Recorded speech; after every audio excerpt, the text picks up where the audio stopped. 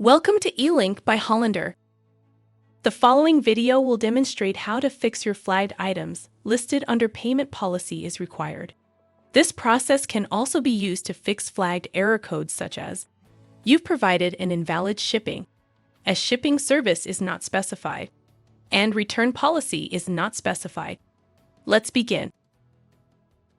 From your eLINK dashboard, select the Flagged tab. Select Show Filters. Click the drop-down titled eBay Error Code. For this demonstration, we will select the option Payment Policy is required. As detailed earlier, if you have any of the previously discussed flags such as you've provided an invalid shipping, a shipping service is not specified, or return policy is not specified, simply click this drop-down to select those options. And then click Apply. All parts displaying error codes should populate. Select the individual part type you would like to change by clicking the checkbox. Click Edit Listing. Click the drop-down Business Policies. Scroll down until you see Payment and Return.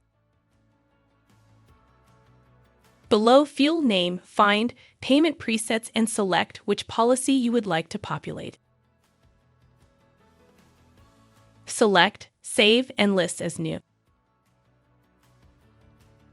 Please note, if you would like to bulk change multiple part types with the same policies, click the Part Type Sorting filter labeled PT. Select multiple of the same part type numbers. Click Bulk Change to update the following part types. Under Action, select Change To, and under Value, you should have the ability to select the policy you would like to use for the specific part types. Click Update, then select List. The reason for this is that you are not selecting all part types with different policy information.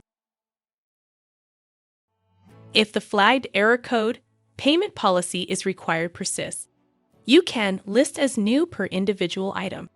Please verify that the section Payment Presets is populated or contact your eBay sales specialist for assistance in resolving the issue.